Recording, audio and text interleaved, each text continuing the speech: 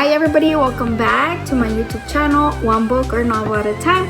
I will continue to read to you the series Goosebumps Most Wanted, Planet All Along Gnomes, Book 1. And with that, I will begin where we left off. Chapter 23. I settled back against the tree trunk. I brushed a spider off the knee of my jeans. Down the street, a dog barked. I heard a lawnmower start up. I felt strange, kind of excited and very tense and wired. I guess because I never told this story to anyone. I took another deep breath. You see, my dad was president of the city council in our old town. It was like a really big deal. So when I burned down our house, it was a big story. It was on TV and in the newspaper, and people talked about it on the radio. Elliot squinted at me. Did they know it was an accident? It was an accident, right? I nodded. The fire was a total accident, but I've been in trouble before. You know, at school and stuff. Nothing serious. But a lot of people said I was mad at my dad, and that's why I burned down the house. Elliot shook his head. Wow. So, my dad had to quit his job. I continued. It was really bad around our house. I had to go to children's court. Talk about scary. We told the whole story to the judge 6 times. But she didn't believe me when I said it was an accident. Wow, Elliot repeated. Wow. The judge said I was dangerous. She wanted to send me to some kind of youth prison. I stopped for a moment. This part of the story was hard to tell. But you changed her mind? Elliot asked. What did you do? My dad made a deal with her, I replied. The judge said if my family moved out of town, if we moved far away, she would drop all charges and let me go. I sighed. So, we moved, and here we are. Elliot blinked a few times. I could see he was thinking hard again. I have one question, he said finally. You accidentally burned down your house because of one of those light sticks you invented, right? Right, I said. But you just showed me a light stick. Why do your parents let you work on light sticks after what happened? I put a finger to my lips. Shh. They don't know about it. I had to sneak my chemistry set into our new house. They don't know. I'm back to working on light sticks. It's a total secret. Whoa. Elliot shook his head. Isn't that looking for trouble? Not if I'm careful, I said. But then I added, I tried to be good. You know, I promised I'd be different here in our new home. And I'm really trying. But it's hard. Like my bike going into the Quagmire. And that car accident yesterday. Sometimes accidents happen. Elliot nodded. I guess. I climbed to my feet and brushed off the back of my jeans. Hey, I promised my dad I'd walk the dog and then mow the back lawn, I said. I better get going. But do you want to hang out after dinner? You know, go to a movie or something? Huh?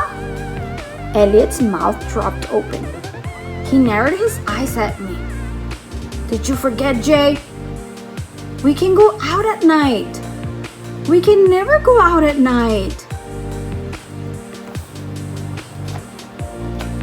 And that is the end of chapter 23. Chapter 24. Why not? Why is everyone afraid to go out at night? Those are the questions I wanted to ask Elliot. But he hurried away, and I didn't get a chance. Of course, he probably wouldn't answer anyway. He probably muttered, the way he always did. Well, the whole thing was weird. There were definitely secrets here in my new town. Secrets I didn't know the answers to. But I'm going to find out, I told myself. I'm going to find out what goes on here at night. I turned away from the fat tree trunk where Elliot and I had been sitting. I was still feeling a little tense, but I was glad I told Elliot the story of what happened back home. It felt good to tell it to someone who would understand. I took 2 steps and then stopped. A lawn gnome stood a few feet away. It had its back turned. I stared at its red coat pulled down over smooth white pants. Its painted black boots, the tall red hat tilted on its head. That lawn gnome wasn't here before.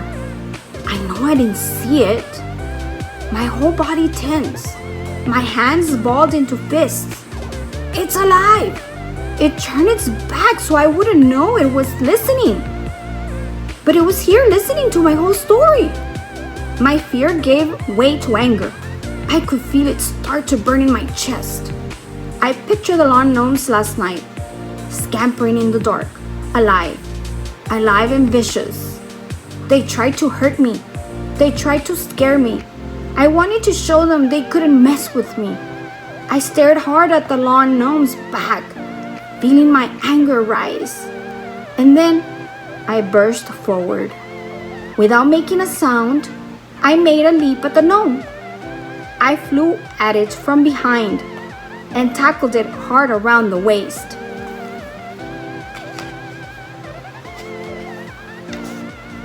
And that is the end of chapter 24. It's getting good. What do you think Jay's gonna do next? Well, let's find out. Chapter 25. Ow! I let out a cry of pain as my shoulder slammed into the back of the lawn gnome. My hands grabbed solid stone.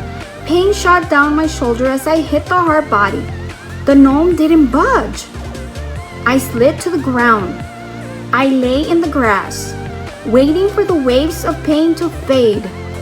Finally, I pulled myself to my feet and walked around to the front of the gnome. Its painted eyes stared blankly straight ahead. Its mouth was frozen open in a sick red-lipped grin. I tapped its hat. I pinched its stubby round nose. I poked it in the eyes with 2 fingers. Stone. Hard stone. Not alive. I must have looked like a nut job attacking a little statue. I bent down and gazed into its eyes. Paint. Just paint. No one in there. No way it could possibly move. No way it could be alive. But I knew they could come to life. I just spent the scariest night of my life watching them come to life and come after me. How did it happen? Why? The lawn gnomes were a mystery about this town I had to solve. Once again, I pictured Elliot's frightened face as he said, "We can go out at night." We can never go out at night. Another mystery. I plan to solve it tonight. Of course, that night Kayla tried to talk me out of it. She paced back and forth in front of me in my room, swinging her red hair and shaking her head. "Jay, are you out of your mind?" she demanded. "Maybe," I said. I sat on the edge of my bed and watched her storm around. "If you go outside, you'll get in trouble, right?" "Maybe," I said. She stopped walking and stood over me with her arms crossed. "Is it worth it?" "Maybe," I said. But you told Mom and Dad. Kayla, there are too many weird things going on, I said. Something isn't right about our new neighborhood. She poked me in the chest. Yes, something isn't right. It's you. Ha ha. I rolled my eyes. I jumped to my feet and pushed past her, heading towards the bedroom door. I'm not going outside to cause trouble.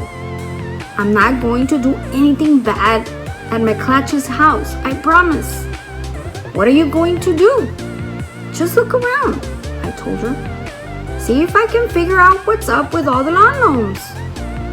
See if I can learn why everyone is so terrified of going out at night. She shook her head. You know you shouldn't do this.